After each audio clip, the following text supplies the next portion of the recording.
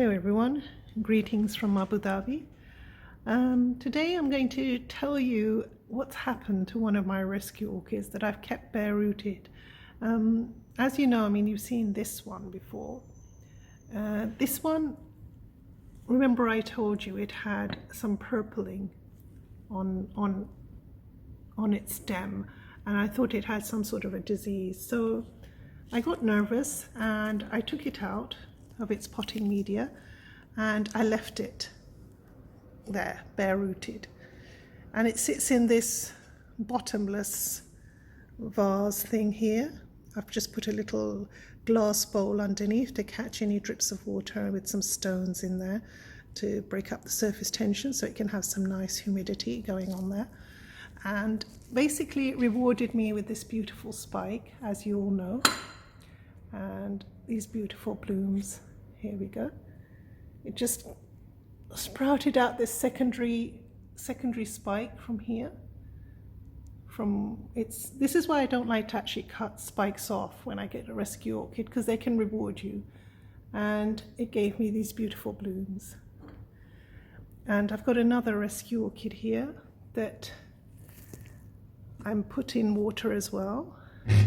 It just had aerial roots. So because it only had aerial roots and a couple of inner string roots, I put this in water, because if it's the only thing it has, then I'm really going to need to put it in something that will let the water go up. And it had another aerial root here that dried up because it wasn't actually touching the water. So that's a lesson learned. And it's only got two very floppy leaves, but I'm not giving up on it. It's got a spike there that it sucked all the energy out of. You see, this is why another reason I don't like to cut off spikes, because they can actually suck the energy back into itself. So as much energy it can get, the better. And also it helps me lift it. So, it's good for me to actually be able to hold on to something when I want to move it around or lift it up. And I'll take you over to another rescue orchid that's also in a very unconventional setup.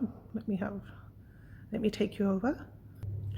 Right, this is another rescue orchid of mine, and it's also breaking some conventional rules, like the other two that are just sitting bare rooted and one in water. They're not in your conventional bark or moss. And this one, it's not in one of those aerated orchid pots with any drainage holes. It's just sitting in a bowl of water with some pebbles, and it's got no drainage holes in there. So when I fill it up, I fill it right to the brim, obviously not letting it touch the crown, and let the roots soak. And then I pour the water out. I tilt it over and I pour the water out. And it's so happy in here. And sometimes I just spray the top of the roots as well. And it's got some aerial roots growing out here. Let me show you. It's very happy. All these aerial roots have just grown recently. And it rewarded me with a secondary spike there. Just recently, just this month actually. And it gave me these beautiful blooms. They're huge. They're huge. There's 6 buds. 4 of them have actually opened. Let me try and get you a nice shot of it. These beautiful big blooms. The white orchids usually do bloom really large. You can usually tell how large the blooms will be by the thickness of their spike. that spike is nice and thick. And the white ones are usually a lot more hardy than the coloured orchids. Maybe the coloured orchids are hybrids, but the white orchids, they're strong. That bud there is really huge. Let me try and show you from the size of my hand. That is a huge bud. That is a huge bloom, really huge. This first bloom, when the bud came out, actually, it looked really deformed. Even the bud was deformed, and I thought, what's happening with this? Is it going to actually give me a nice bloom? And when it came out, what happened was one of these petals was actually folded behind this one. So all I did was I just brought it back to the front, and now it's a normal bloom. So sometimes they look deformed, but they're not. They just need a little bit of your help. So this is another one of the orchids that gave me a secondary spike and these beautiful blooms. So now let me take you over to another one of my orchids, the one in question for this video, and tell you what happened from its secondary spike that it gave me. Right, now this one, this is the star of the show here. This is what this video is all about. Now this is also one of my rescue orchids that I've kept bare rooted. Doesn't have many roots. You see, it's got one nice big thick root there and an aerial root,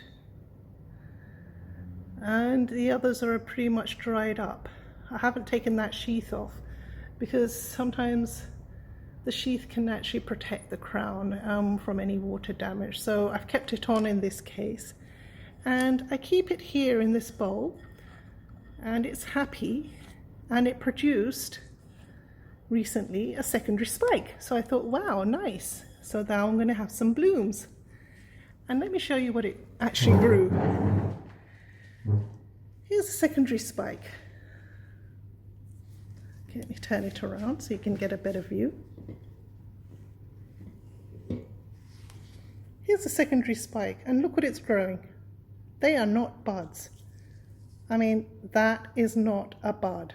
Let me try and get you up closer.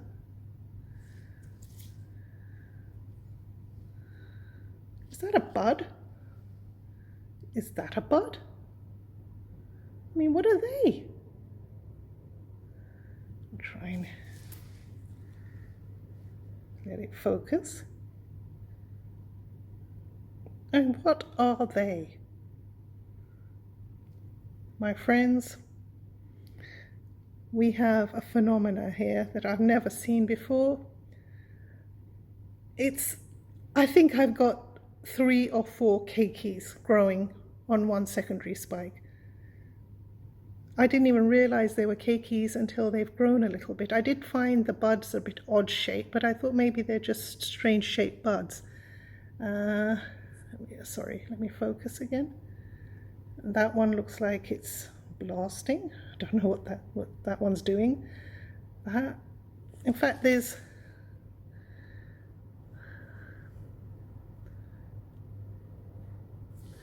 oops, it's hard to focus on it. There's that one there. That one there, that's a bit strange colour.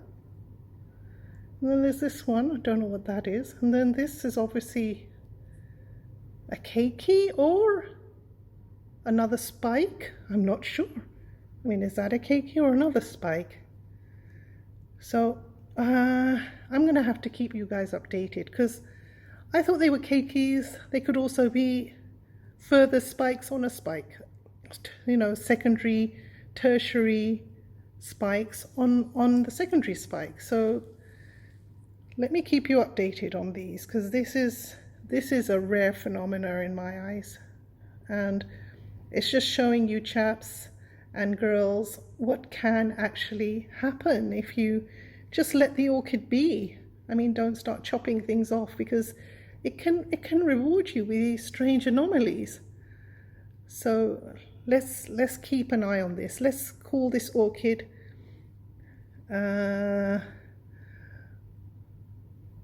what should we call her? Orchid Strangeglove. And let's see how she progresses, because I want to know what's going to happen with this. Okay, so hope you enjoyed my video, and please keep tuned for further updates. Have a lovely day. Bye bye.